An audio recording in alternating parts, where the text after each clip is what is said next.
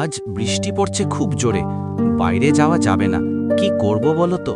হ্যাঁ, ভীষণ বোর লাগছে। ঘরে বসে আর কত? দাঁড়াও, একটা আইডিয়া এসেছে। চলো আমরা জাদুর খেলা খেলি। সত্যি? কিভাবে? এই চাদরটা হবে পাহাড়, বালিশগুলো পাথর, আর খেলনাগুলো হবে জাদুর প্রাণী। ওয়াও, তাহলে আমি হব জাদুর দেশের রাজকন্যা। আর আমি হব সাহসী অভিযাত্রী। আমাদের যেতে হবে রহস্যময় দেশে। সাবধান, সামনে দুষ্টু ড্রাগন আছে। ভয় নেই, আমরা একসাথে থাকলে কোনো ড্রাগন আমাদের হারাতে পারবে না। দেখো, আমরা হারানো ধন পেয়ে গেছি।